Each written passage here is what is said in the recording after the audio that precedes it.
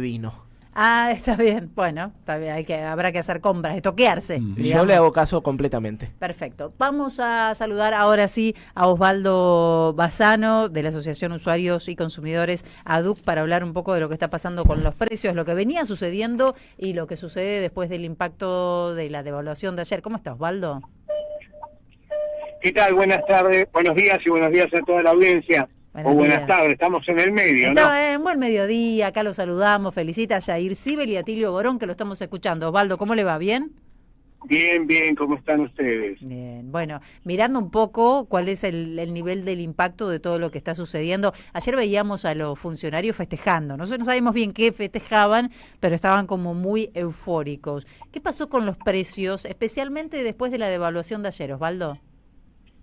A ver, como para comenzar a hablar del tema tenemos que explicar 3 o 4 puntos principales. Primero, desde hace algún tiempo no se hace economía de personas, es decir, la única economía que se intenta es pura y exclusivamente de grupos concentrados y, para peor, de timba financiera. Es decir, al no hacer economía de personas no se tiene en cuenta a los habitantes de la República Argentina y su situación, y por eso el pandemonium que existe desde fines del 2023 para acá. Segundo concepto, la Argentina después del 2015 sufrió una altísima concentración de productos y de servicios en muy pocas manos. Sí. Tal es así, por ejemplo, el ejemplo más típico es la leche, que estaba en cabeza de una gran empresa, pero que después fue comprada por una empresa alimenticia que produce, comercializa el 70 al 75% de la producción alimenticia envasada, lo que significa que la leche está casi cerca del 85% del monopolio de la producción, comercialización e industrialización de la leche. Uh-huh. El tercer punto es la alta destrucción de la producción en la Argentina. No existe en la República Argentina un sentido de crear líneas de producción, industrialización, trabajo, y todo se concentra en lo que todos conocemos como timba financiera. Es decir, simple y sencillamente las finanzas. Esto termina mal, porque si usted no invierte en un país para comercializar, o por lo menos para el comercio interno del país, lamentablemente no tiene salida la economía. Pero como la economía está pensada para muy pocas personas, esto tiene un final triste para toda la población. ¿Y por qué es así?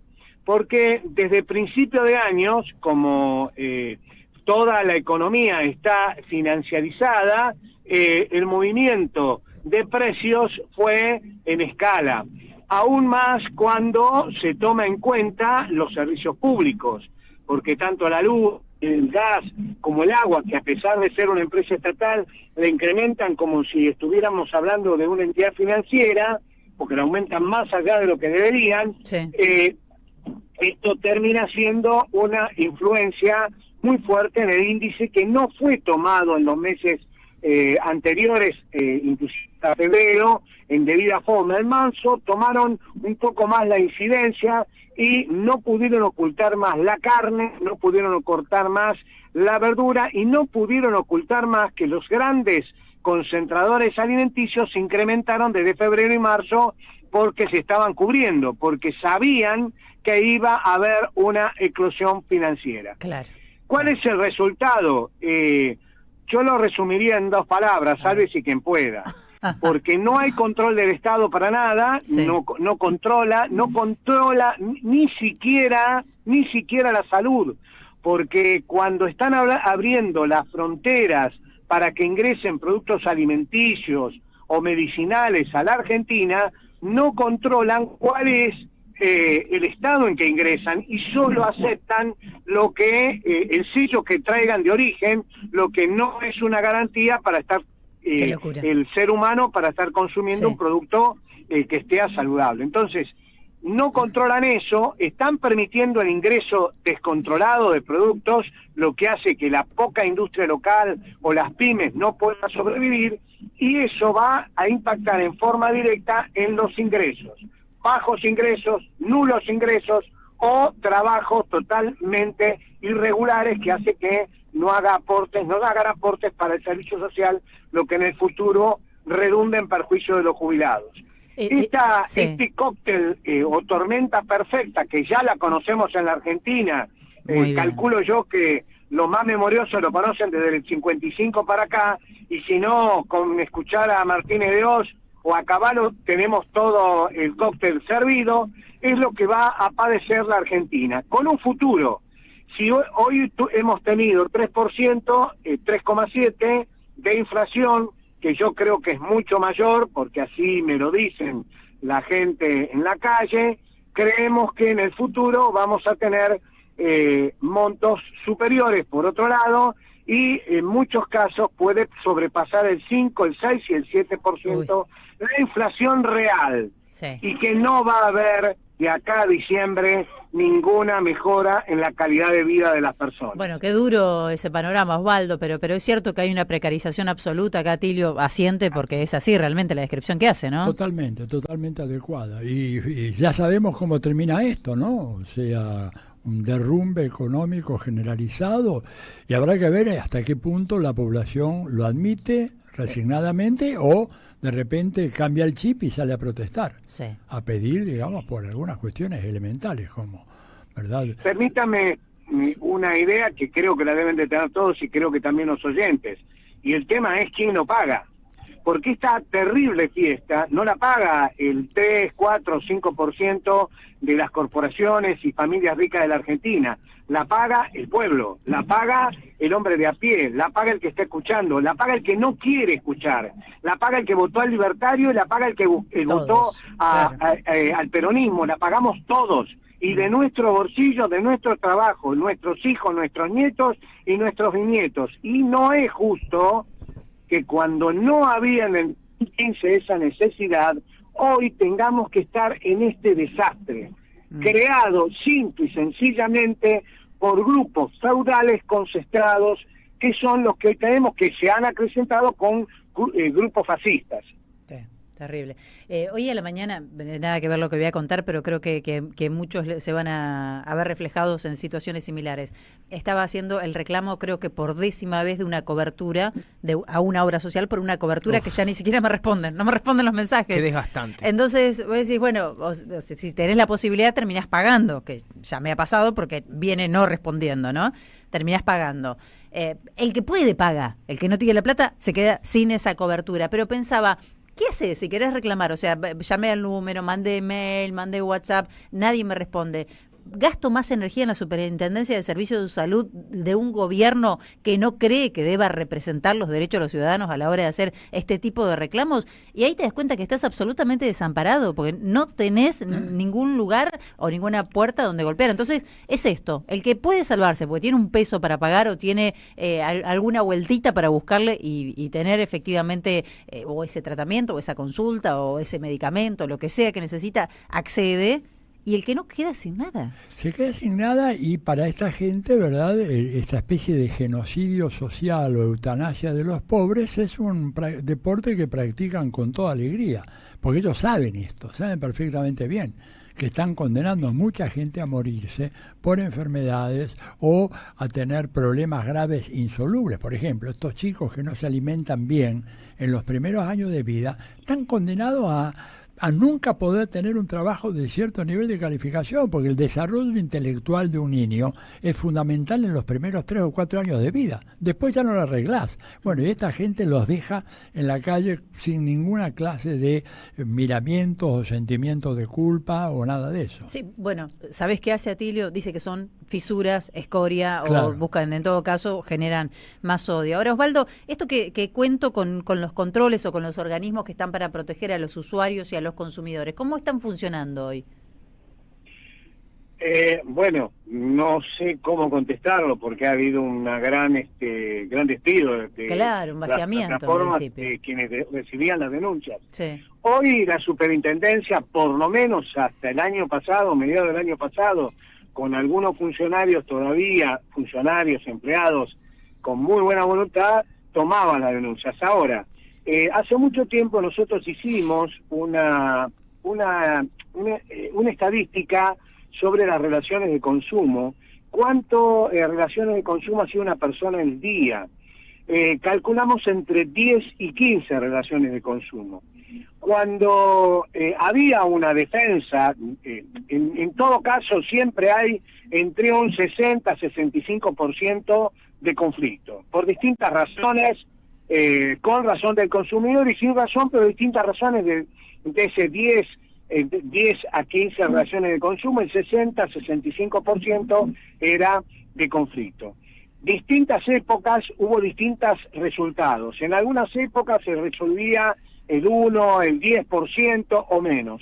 Hoy podemos estar seguros que pasa lo que acaba de decir Bonavita. En la mayoría de los casos la gente deja de reclamar, lo que significa un enriquecimiento sin causa para el proveedor, porque aparte de ese consumidor hay muchos más que se fueron perjudicados.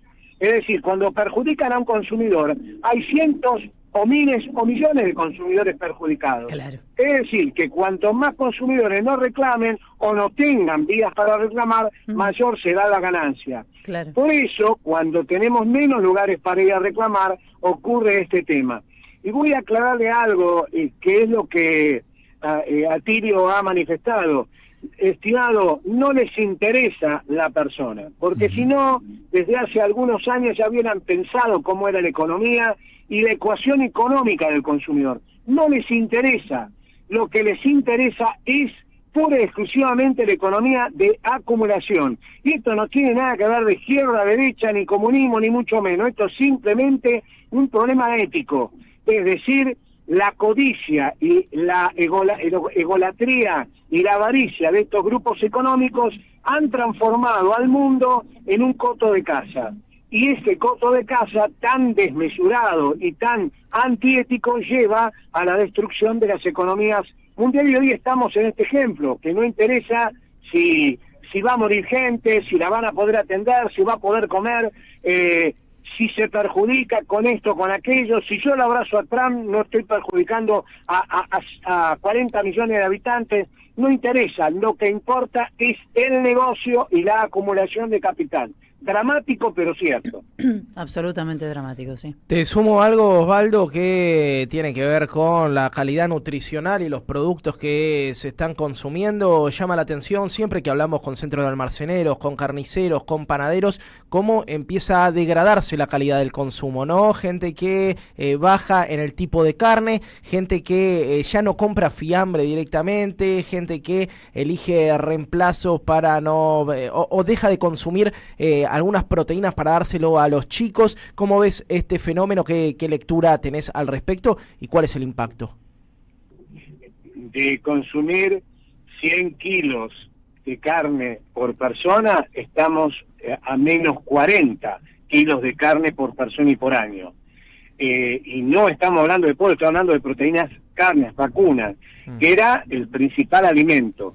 Y aunque me maten los vegetarianos, los médicos, los antropólogos dicen que el cerebro humano creció desde la prehistoria para acá por la proteína animal. Es decir, que el hombre desde que es tal, desde Cromañón para acá, es pura y exclusivamente por proteína animal. Si nosotros dejamos de comer proteína animal, el primer lugar que se va a ver afectado es nuestras neuronas. Okay. Usted sabe cómo me miran a mí, Osvaldo Bassano, ¿no? Que yo soy la vegetariana. Sabe que Bonavita... O sea, eso explica todo, me dicen con la mirada, Bonavita. A la prueba me remito.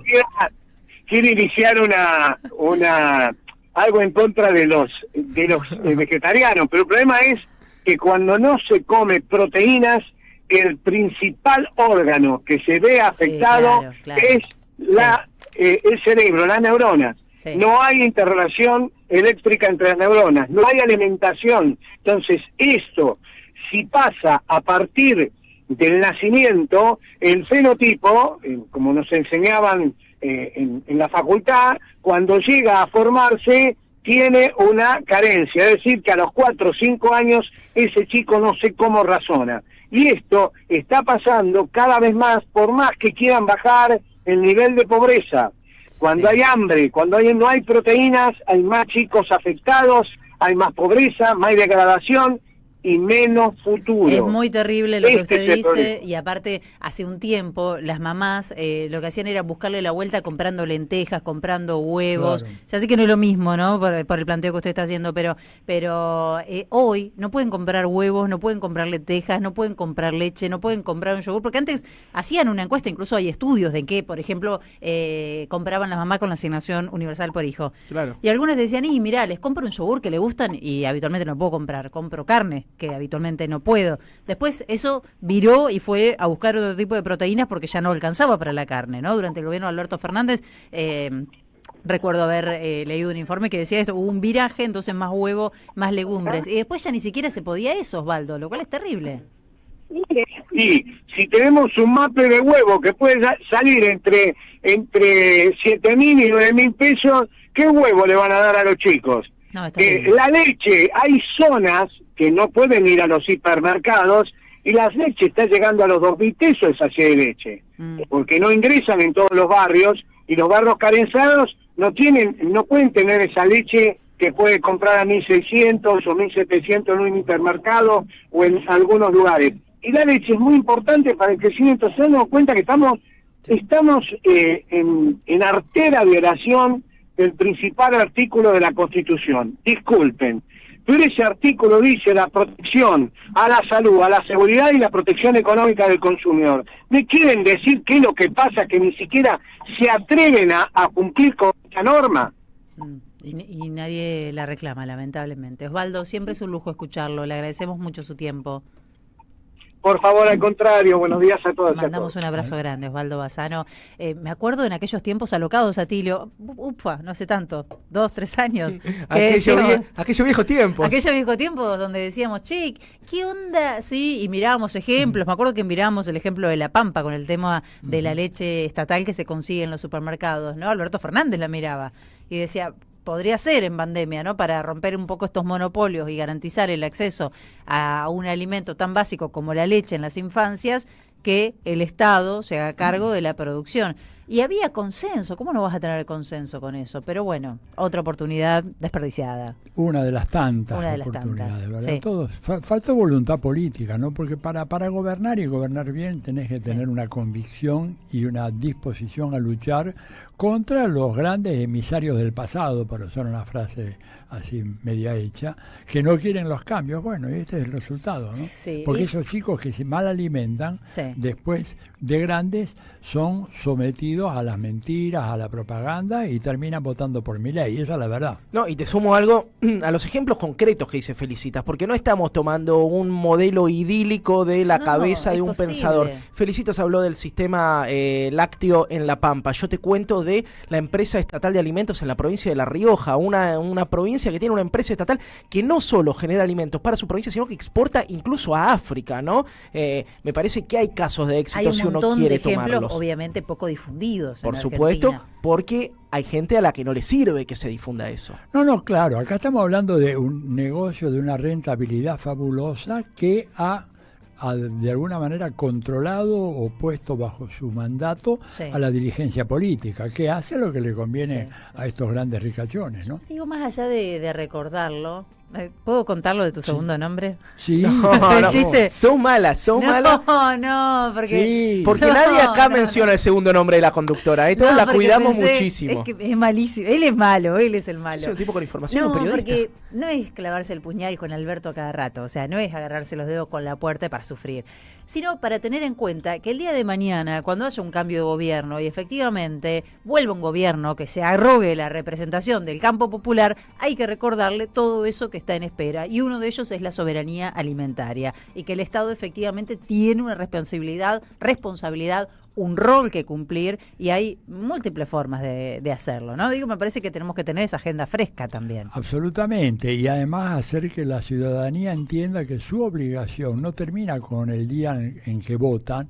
sino que tiene que estar permanentemente alerta controlando a los gobernantes. Claro. Y que no importa de qué partido sea, pero sea Alberto, sea cualquiera, la gente tiene que salir a la calle a defender lo que es propio, lo que es nuestro, ¿verdad? Y no lo hicieron, esta es la verdad.